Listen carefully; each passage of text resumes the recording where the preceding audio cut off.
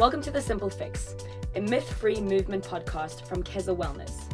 I'm Kerryn, your host, a coach who blends strength, Pilates, and pain science so that you can move well, feel great, and live boldly without the hype. Today we are joined in studio with one of our first guests that I'm very excited to introduce, the lovely Amy. Amy and I actually connected through my boyfriend and her brother being friends, and we left them behind, didn't we? I mean, who are those boys anyways? I mean, disclaimer, I am still with a boyfriend, but... And I do still have a brother. Good to clarify that as well. But we just became friends. We started working out together. I then trained Amy for a little while, and then we realized that we just prefer working out together than anything else. So Amy, thank you so much for being with me here today. So excited to have you. So Amy is one of my favorite client journeys, and that's for many reasons. I think number one, when I met Amy and we started working together, she was really passionate about a part of the industry, or a part of the fitness industry, that I was a bit nervous to partake in. So that was great, because even though I met her in a coaching capacity as a client, she really helped my own confidence when it came to doing things like high intensity group classes such as Barry's. But Amy, let's talk about you. Tell us a little bit about yourself. Give the listeners a little bit of background on who you are and what movement means to you in your day-to-day.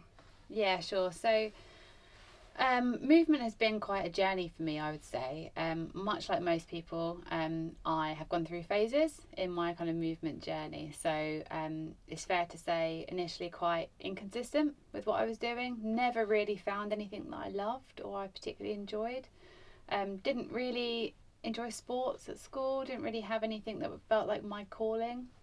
And it was actually only really when I was probably about 10 years ago or so, I started to discover that I really enjoyed some gym classes. So it kind of started with things like, I know you're going to look at me funny, body pump. I really enjoyed that. I started doing some kind of more like, I suppose, traditional gym classes, and thought, actually, I like this. I like how it makes me feel. And I like how I feel afterwards as well. And it kind of just evolved from there, really. I think over the years, I've not been afraid to try different things, some of which I enjoy, some of which I don't enjoy. And my kind of movement and my structure changes, really, as I kind of pull new things in. And obviously meeting you and kind of your way of working has led to a love of Pilates, which is something I didn't think I was ever going to enjoy, because I'd tried it before with different instructors. And we can maybe talk about later about how maybe the quality of instructor can influence. Definitely something we'll be touching on.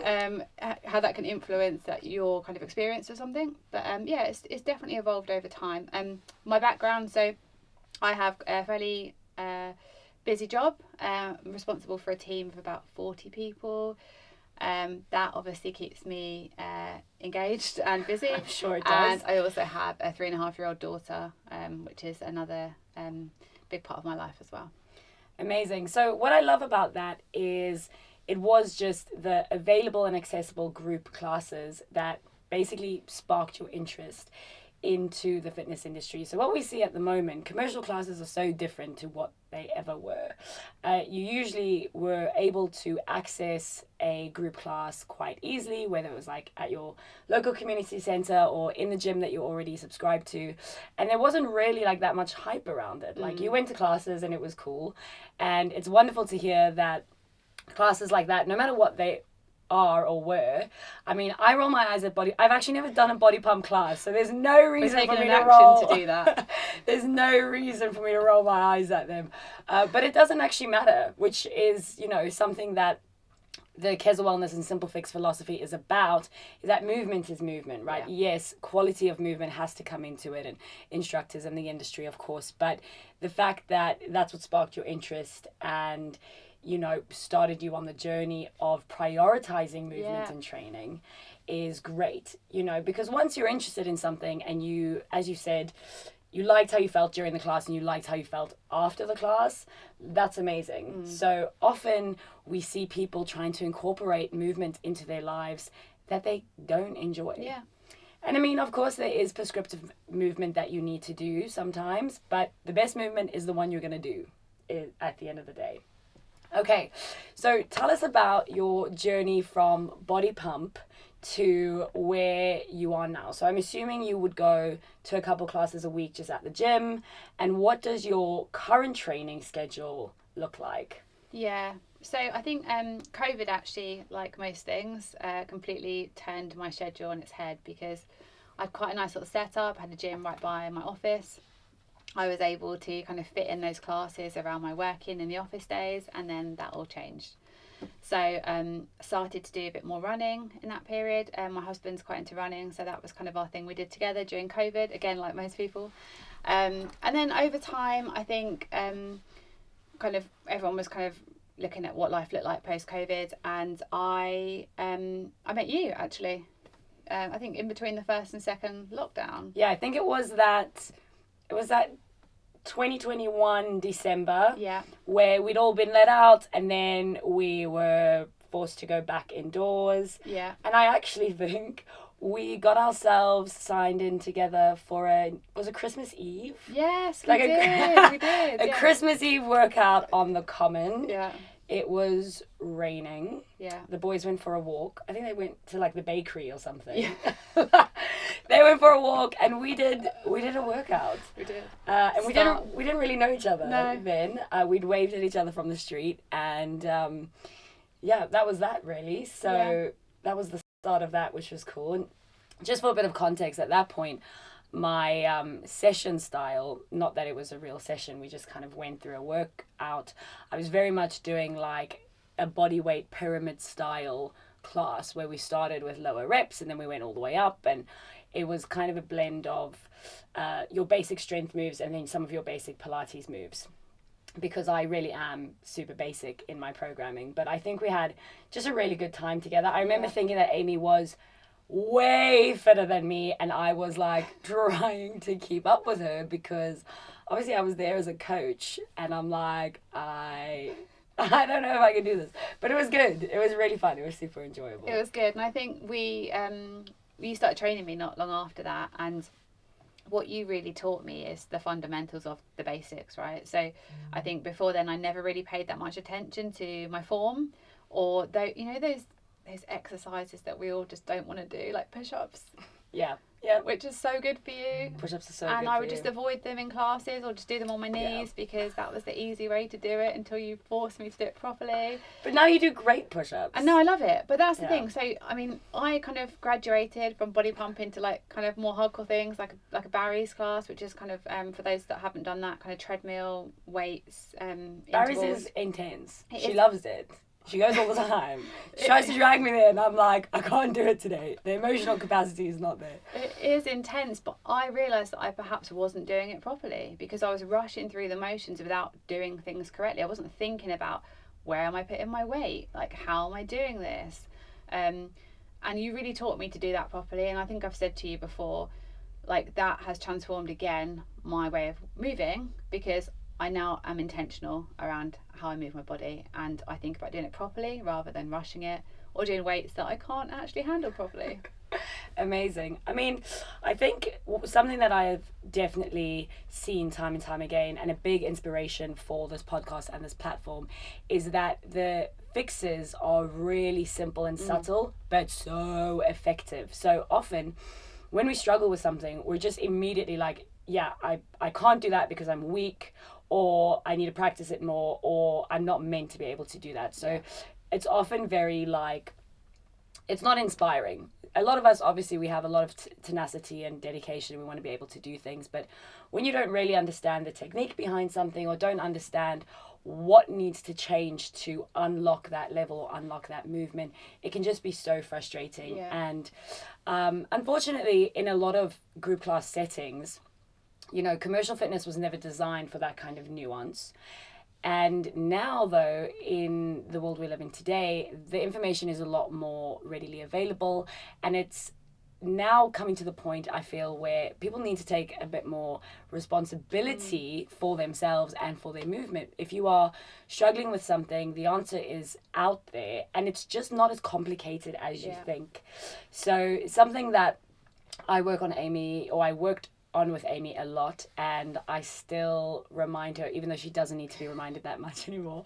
Is it hinging? Is hinging at the hips, number one, and then rib cage placement. And something like rib cage placement, we won't get into the biomechanics of it now, but it is detrimental to many things: your upper body strength, your lower body strength, and overall your posture as well. So understanding that, and I think we met at a good time in your journey, getting some fundamentals in, because then you embarked on a very exciting journey, which was having your daughter. And of course, physically, that is a completely different ball game. Do you want to tell us a little bit more about that journey? Yeah, so the journey started before I was pregnant because I actually had IVF. So I think we spoke quite openly about that. And I think it was important that we had that conversation because it built my confidence from the very beginning that I could train safely. I didn't need to kind of put my life on hold because I was embarking on that journey to become a mother, and it set me up really. And I think we did my last training session when I was 37 or 38 weeks pregnant. Yeah, it was close. She used to make me do the wall squats all the time, which she told me was preparation, but it was so painful. But yeah, it meant I trained the whole way through, which was so good for my mental health as well. Like I could not have gone through that without being able to train. I think that is such a special topic to talk about, because the information around pregnant women and movement, it is busy evolving, but for a long time has been so cautious. And we can't really blame it for being cautious because the stakes are super, super high, right? So it's not something you want to mess around with to find out. And of course, being overcautious is better. But the physical body is so linked to your mind and mood, and you're already going through this massive thing. So if you are someone who is rooted in movement and routine, as you are, then, you know, it's really important to keep that going as much as possible. So with me being a clinical Pilates instructor first before a strength PT, I was able to bring in some of the more boring stuff that I suppose if you're someone who's really into your weight training and your running and your higher intensity stuff, it's not something you would have explored by yourself. But Amy was a really good student with this because she kind of went, it's important to keep moving. So I'm going to open up what I'm doing. And we did a lot more mat Pilates, we did a lot more breath work. We still did the strength work. You can still strength train. But you also explored things like yoga and that kind of thing. And it really, I mean, the more you do in different levels and intensities, the more you can just keep that consistency up. Yeah, and I think that's important because obviously once you've had a child, you have a break from moving, don't you? And you have to stay safe, right? And it depends on what your labour's like, what your recovery's like. But I can imagine if you didn't move when you were pregnant, that's a big time to not be moving. That's a big change to your body, to your approach to moving. So the fact that I was able to kind of keep moving to the end, have that break that you do need after you've given birth, and then get back into it, it felt less overwhelming. Yeah, and I think one of the things, again, this information is busy changing, but 9 months is 9 months. So as Amy's just said, if you spend 9 months not moving, then go through what could be one of the biggest physical things that the body goes through. Obviously, some women get really lucky and have a very non-traumatic birth, but you really don't know. And even if it's non-traumatic, it's massive to the body. Yeah. It's a massive event, massive physical event. And then you don't get any recovery time. No. You don't get any sleep. You don't get any, you probably should be sent to a spa for 3 months just to sleep and recover, and you don't. So absolutely, preparation is super important for the body, and then of course for the recovery. If you are someone who is lucky enough to be well enough to continue to move, of course we know that there are those situations where it's not possible. But with that, again, being able to maybe course correct what you're doing and find something that suits your current state is so important. Yeah, and I think like we kind of touched on it at the beginning when we spoke about like the journey. I think for me that's what's kept me interested in movement, is that I've let it evolve with each chapter of my life. And I mean, I think we went to a barriers class, didn't we, when I was maybe 21 weeks pregnant, and I think at that point I was like, it's not really for me now. And we switched up. We did a lot more sessions, like you said, around Pilates and other areas. And then since then, you know, now running is kind of quite a big part of my life, and that's something that I enjoy and is fun. Amy is hooked on running at the moment. Yeah, all I can think about is what trainers I'm going to buy next. It's actually an issue. Okay, well, if anyone listening has any trainers recommendations, then we want to hear it. We have been trialing quite a few, so we want to hear what the consensus is from there. Trainers, gels, sunglasses, Sports bras, running running vests. with storage. That's what we need. Yeah, we're on the lookout. We're on the hunt. So get involved. So at the moment you're running a lot, as you said. Yeah. Okay, so Amy, you just mentioned that you are very into your running at the moment. So tell us a little bit more about that. How long have I got? Well, we are time capping you, so just keep it brief. No, so you actually got me to sign up to my first half marathon. Absolute regrets at this point, by the way. Which we didn't realise was actually a trail run, did we? Oh my god, that was horrific. It was a hilly trail run around Wimbledon and Richmond Park. Or something like that. Yeah. It was rainy, it was November. So my hair actually had matted. I was wearing a cap and I hadn't plaited my hair. Top tip, always plait your hair if it's going to rain. And I couldn't get a brush through it. I mean, it was so bad. It was intense. So I don't know why I'm still running after that actually, but yeah, we did that. We did that. I did half the race. I decided from the beginning I was only going to do half the race. The fact that Amy finished that race, the fact that anyone who ran that day finished that race was amazing. Yeah. It was muddy. We didn't realise, so no one was in the right shoes. Yeah. We were all on road running shoes, and it was legit a trail. There was not a single bit of tar. No. It was all gravel. Yeah. And not gravel anymore. It was slush. And because it was muddy and there was lots of puddles, we were kind of going back and forth. Yeah. So you basically ran like 35 kilometres that day, not just 21. It was crazy. So we did that, and then we actually signed up to another half, didn't we? So we did a flatter one. We did, yes. I blocked them out like car crashes because I do not enjoy myself. Yet I keep pushing everyone to sign up. So. And it gets better because then you decided we were all going to do the London Marathon. I did indeed. Next year. And excitingly we are. We Yeah. did manage to get a charity spot for the 2026. And we had this vision of doing it as a big team. There are only 4 of us, which is fine. Better than just one of us, which is great. So at the moment I'm assuming you've started a bit of pre-training. Yeah. So I am on a training plan to do another half in a couple of weeks, which we're going to do together. And I'm really trying to be mindful of this training because actually one of my goals is not to get injured, which might be unrealistic, but I really want to be very mindful of my body and the strain that I'm putting it under.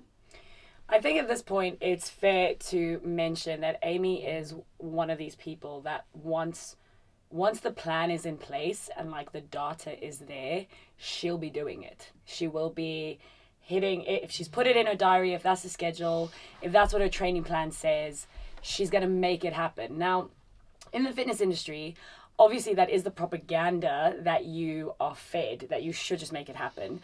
But real life is very different. So some people are really good at going, this serves me right now, this doesn't serve me right now, and still achieving their goals. Some people, like myself, are really good at letting ourselves off the hook, which then means we don't achieve our goals. So I'm a little bit too soft on myself. And then we get the other extreme, which Amy falls under, which is if it's in her diary and she says she's going to do it, she will do it. So on this journey, we're both trying to meet in the middle and soften the edges, so to speak. I need to be more diligent in my dedication to my training, and Amy needs to be a little bit kinder to herself, I would say, because real life doesn't care about your training plan. Real life is like, here's 3 sleepless nights because your child is ill. Oh, but today you should be running an 18K at race pace. And, anyway, back to you. Yeah, so I think one of the things that I'm trying to do is, with your guidance as well, is incorporate my regular Pilates into my training, because we know it makes a difference. Yeah. We know it does, and I need to keep remembering that it's worth it. Yeah. I think when you have quite an intense goal, it's really hard to make the same dedication and space to things that don't feel like will have the same effect. So something like Pilates, yoga, your stretching routine, your boring rehab stuff, it doesn't feel as important, which makes sense, right? So if I say you've got 30 minutes, what are you going to do? Some people might be like, well, what I'm trying to do is get fitter, so I'm going to do a HIIT session. But if you've already done that 4 times that week, you should probably be choosing a recovery. But it's not that easy. We are strapped for time. We're strapped for resources. We're strapped for energy. So it's really difficult. And I see this a lot being a Pilates instructor who promotes recovery and boring sessions. As a PT, I'm boring as well. People pay me to help them with the boring shenanigans. And I get it because they won't do it without it. But I think once you understand how important that is, it becomes a little bit easier. Yeah, I would say so. I think what's great is I think the more you start to understand your body and you start to see the benefit in doing what you call the boring things. And actually, they're not always boring. Like, sometimes they're really fun. But you do start to see the benefit of doing it. And, like, little things like, you know, you've been teaching me around the foot strength, ankle strength, like that mobility. Like, I constantly have a dodgy ankle. Like, I can feel myself twisting it now. I say dodgy. I'm just aware of it, right? I'm just aware of it. It doesn't actually cause me any pain. But when I start seeing that I can do stuff in that Pilates session that takes away that tension, gives it more mobility, means I think about where my foot is going when I'm running. Amazing. Yeah. Yeah. I mean, often those things are quite small and simple and super free, right? Like, it's about awareness, it's about education, and it's just about having the right amount of guidance. So, okay, so you're running. How many times a week do you reckon you're running at the moment? So at the moment I'm running twice. So I'm doing like a longer run and then a shorter kind of tempo. Okay, speed-based fab. one. Yeah. And then you've got the Pilates coming in once a week as well. And anything else? I think where possible, trying to inject a Barry's or a weight based workout. That's the one that I'll be honest is suffering.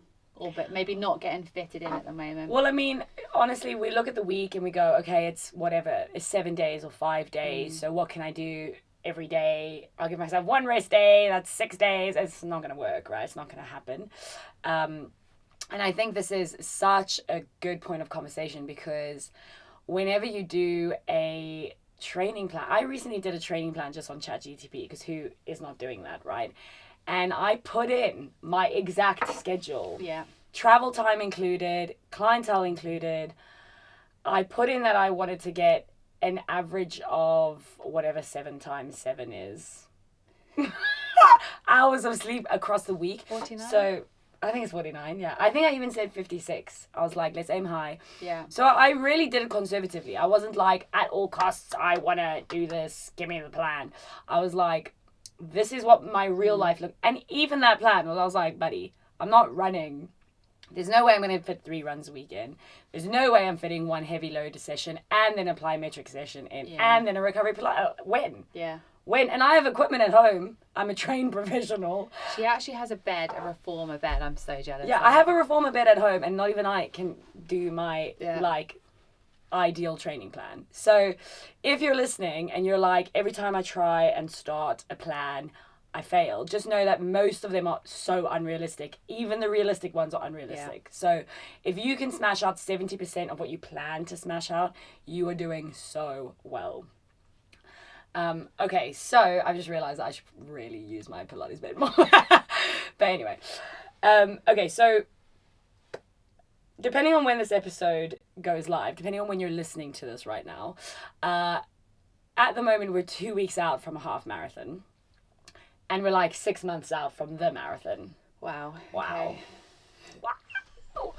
And Amy's smashed out her training for this half marathon so far.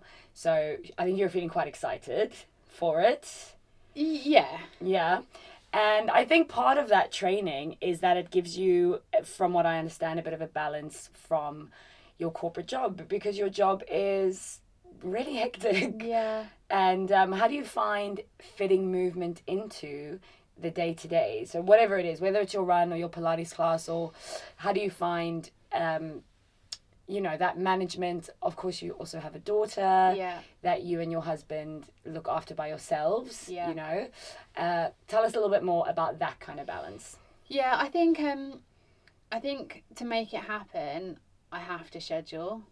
Absolutely. And I think me and my husband have got into this. We've also got a dog as well. So that's yes, of course. How can I forget about gorgeous How can you forget Harper? So we have to factor that into our schedule as well. Yeah. So it sounds quite simple, but we do go through our diaries every week and we look at who's doing the pickup, who's doing the drop off, who's in the office, where's the dog. And then off the back of that, I then have to slot in where I can work out. And we kind of touched on it earlier, but there are some sacrifices there. So, I mean, I will rarely go out on a Thursday after work anymore. That used to be kind of my time to socialise with people I work with, my friends. And actually what I've worked out is, providing my long run isn't too long, I now try and do that on a Friday morning. So then I have the weekend with my daughter and my family. Okay. Or the flexibility to do something else I want to do at the weekend. So if I want to come to an extra Pilates class or do a Barry's, then I can do that because I've got my long run done. So I kind of anchor that into my schedule.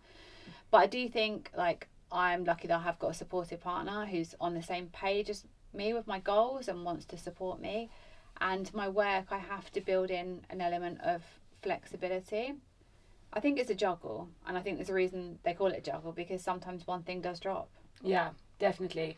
And I think the moment you just look at it and go, something is going to give, and you give yourself that permission, it really does change the game, because it's so easy, even if you've done all the work, which, as Amy says, is sitting down with your partner or whoever you share your life with, and getting the schedules together and getting all the details, all the data. We love data, right? And then we just want the data to jump off the page and be real. Yeah. And it very seldomly works like that. But obviously you prepare yourself as much as possible. And then there is that element of sacrifice and understanding that, and when we say sacrifice, sometimes the training is what's sacrificed as well. It's not to say that you have to sacrifice always the fun things to go and do the training. Sometimes you're going to go, you know what, this was supposed to happen today and it's not happening today. Or this was supposed to happen today, but it requires an hour and a half and I only have 15 minutes. So what can I do instead that still gets me a little bit closer to the goal?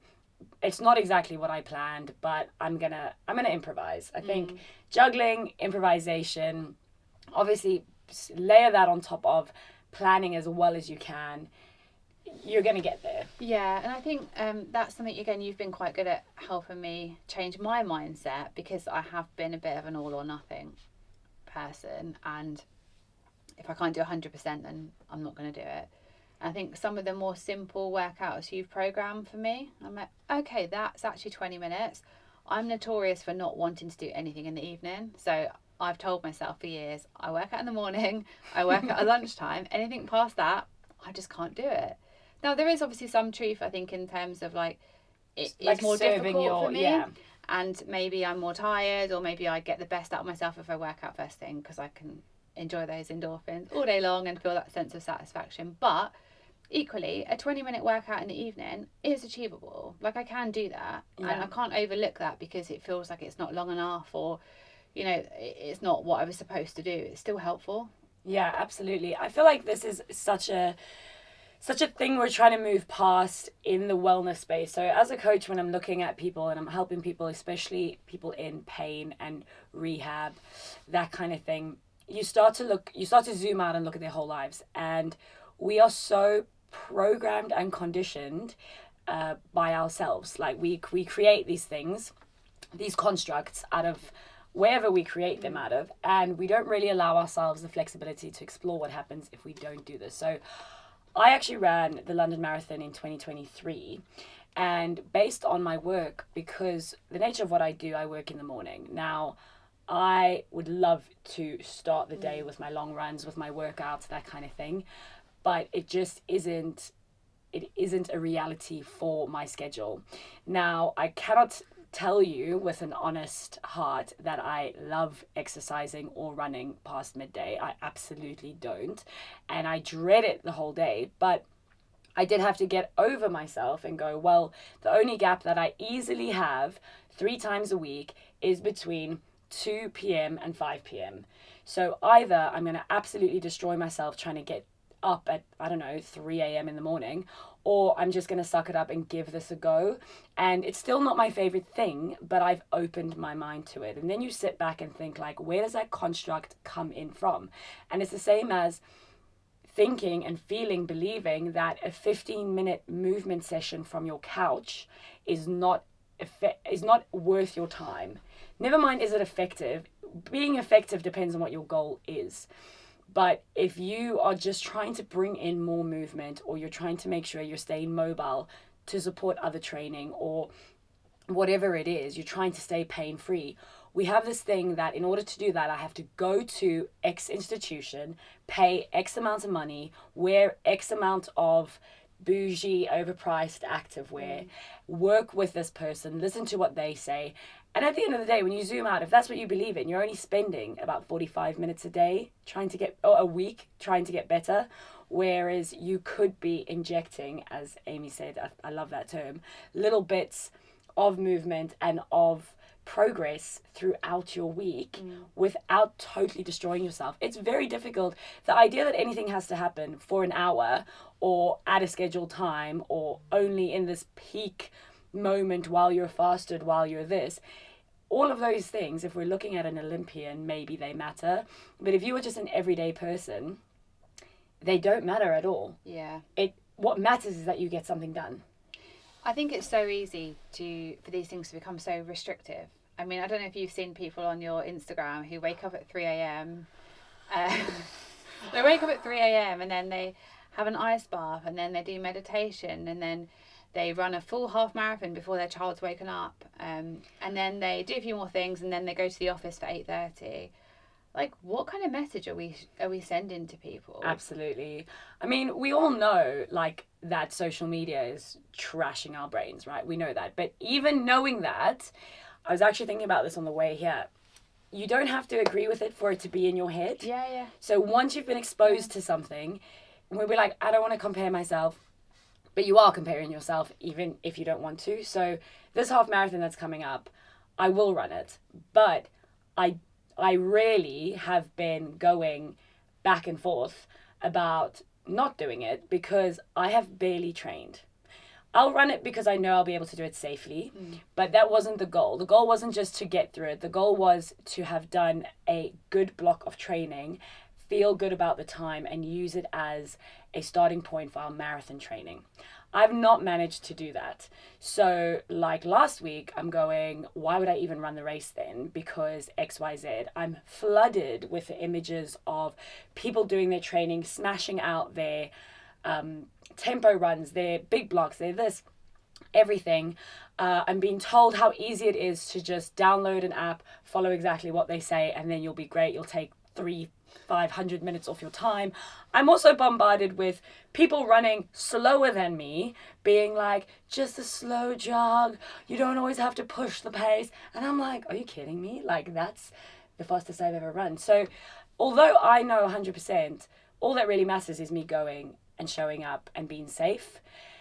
I still sit with that and I'm like, oh my gosh, I don't deserve to do that, right? How can I call myself a runner if I'm XYZ? And this is what happens with all of our movements. So you end up not doing anything. Why would I go to the Barry's class if I can only use the 6 kgs or I have to walk sometimes? Well, no, you should go to the Barry's class because you've gone to the Barry's class and you will still benefit. Who cares if you have to walk 3 of the sprints?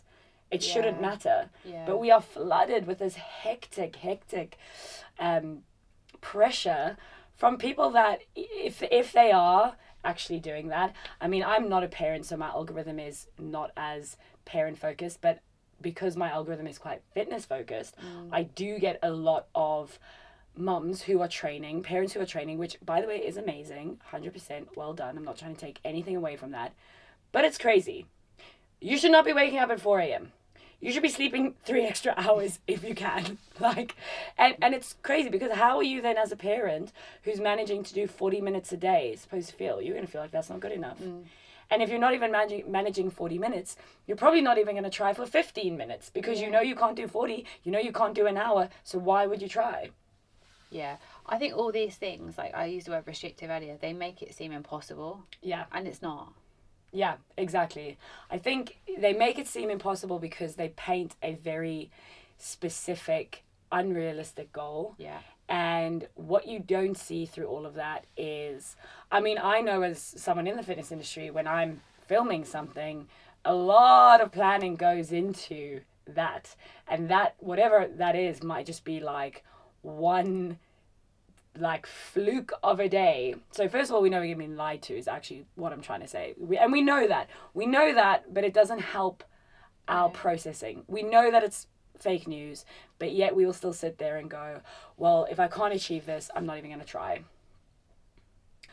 Okay, Amy, so we have spoken a lot about sort of integration of movement into a busy life, which has been fab, especially when you bring in a bit of a movement goal. Yeah. So you mentioned earlier that you kind of started the journey about 10 years ago. Obviously, within that, you've had great progressions within your career as well as within your personal life, which is really exciting. And through all of that and everything that you've learned, as you know, this podcast, The Simple Fix, the reason that we are here is to help people simplify their approach to healthy living. So if you could share something that you feel is your simple fix with our listeners, what would that be? I think it's adaptability. I think it's about changing your approach to movement, your type of movement with your time you have available, where you are in your life, what other goals you might have, and just making sure that it integrates. Doesn't always need to be your number one priority, but keeping it consistent and making sure it integrates into what you're doing. Amazing. So changing the plan as the plan changes, which I think is great. Rolling with the change. Okay, fab. All right, so we're going to wrap up this episode with some rapid fire questions for Amy. Alrighty, so number 1, what is your favorite brand? So I know you're going to love this one, Lululemon. So when we started working together, Amy didn't really know how to pronounce that one, so great, Lululemon. That is fantastic. Okay, what is your favorite movement in your repertoire at the moment? Can I say feet in straps? You can. As a Pilates instructor, I hate feet in straps. Go home and chill out. Don't make me watch you relax, okay? I'm at work. As someone that goes to Pilates, there is no better feeling than you've worked really hard and the instructor's like, right now, feet in straps. It's worth every penny for that moment. All right, I'm glad. Okay, final rapid fire. What is your favorite self-care treat post long run or hard session? I think you're going to be proud of me when I say this, but those balls. Trigger point release balls? Trigger point balls. That feeling of those on your feet or in your glute. Amazing. Yeah. I think she's saying that just to make me smile, but it's fine because I'm smiling. Anyway, Amy, thank you so much for joining us today. It was such a great conversation. I feel like we really got an insight into someone who is juggling a lot of things successfully, but also having grace with yourself. At the end of the day, we are all constantly learning and evolving and developing. So make sure that you change the plan as the plan changes. Amy, thank you so much. Love it. Thank you. Disclaimer. The information, opinions, and recommendations presented in the Simple Fix podcast are for general informational purposes only and reflect my personal views. Listeners should seek professional advice before making decisions based on this content.